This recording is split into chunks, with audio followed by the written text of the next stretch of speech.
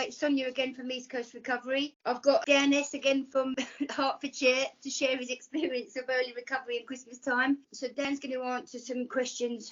Dan, how did you find early recovery and Christmas time, and where were you? Okay, Christmas Day, I believe I was at my father's. Like, Christmas I found reasonably easy. I was engaged with family, just kind of doing what you call normal stuff really by that point. And I think I was about 8 months in recovery by then. And I think the reason when I sort of look and think, because it went pretty smooth, right? So the reason for that would be that from when I left East Coast Recovery in the summer, I kind of had a lot of good guidance and information there, and I kind of knew what I needed to be doing.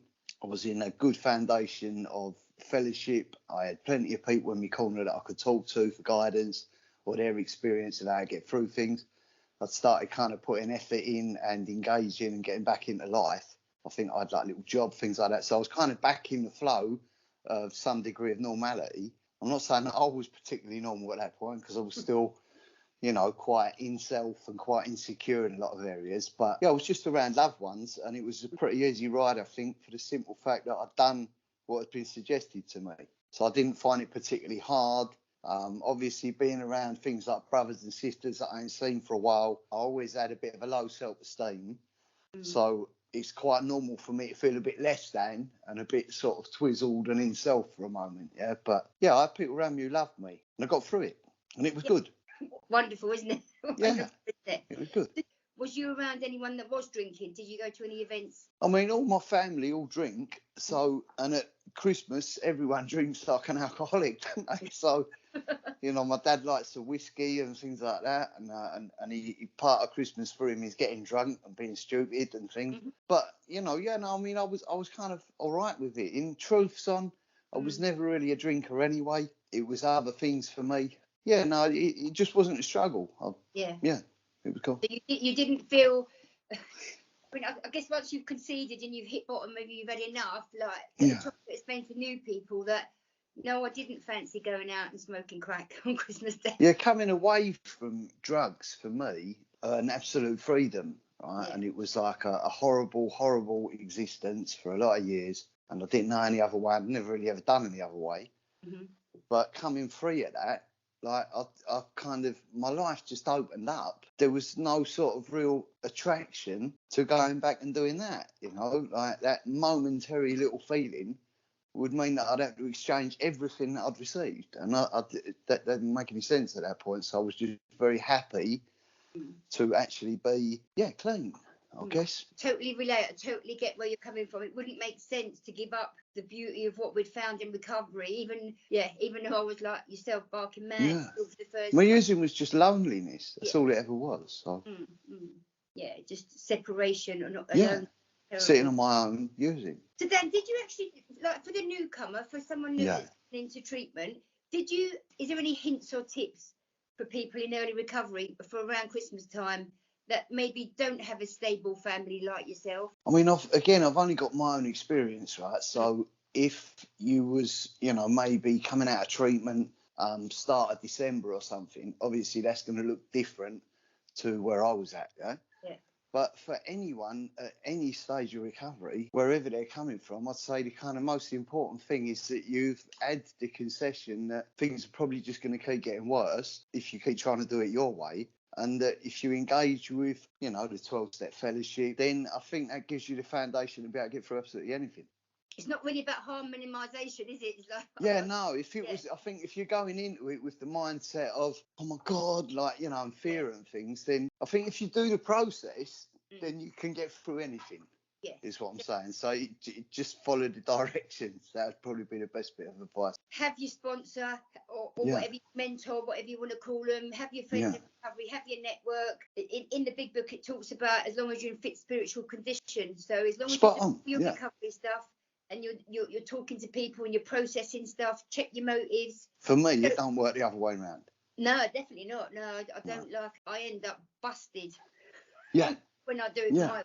Yeah. Of course, yeah. And I think also the big book makes like little references to things like if you're going to attend any sort of events where people might be drinking, try and go in the right mindset where you think, all right, look, let me see what I can bring to this and think of other people and how they can have a good time. Yeah, it wasn't so much about a reward system. Shifting in responsibility.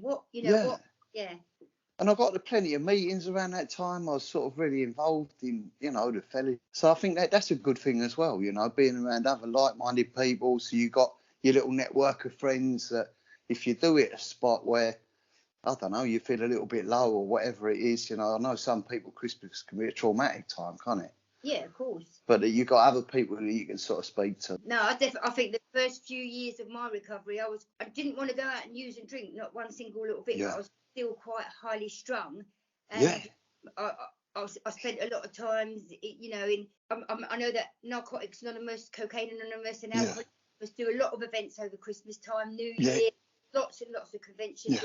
There's meetings on Christmas Day, New Year's Day, New Year's Eve. There's so much stuff.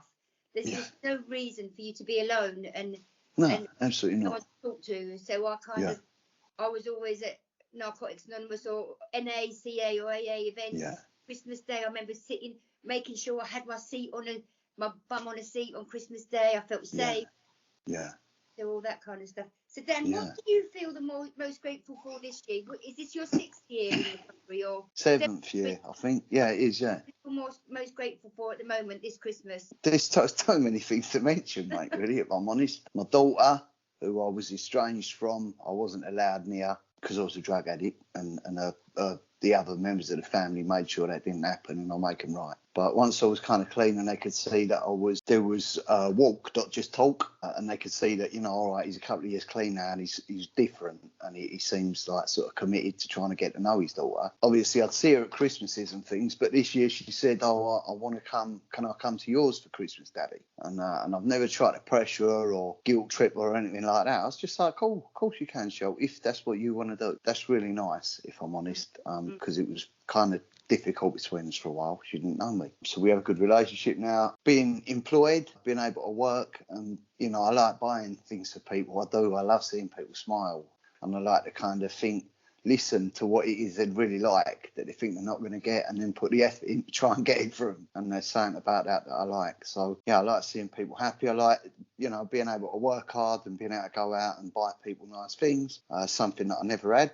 Just to be able to be me, not have to try and be you lot anymore, and just be able to enjoy it, I think is nice. Yeah, just like the list endless, isn't it?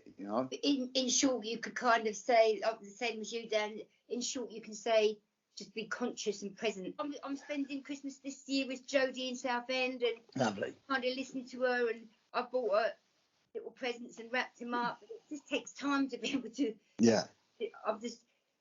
Things don't come naturally to me, so being able to make an extra effort to go and do them, and I'm so excited to go and spend Christmas with her.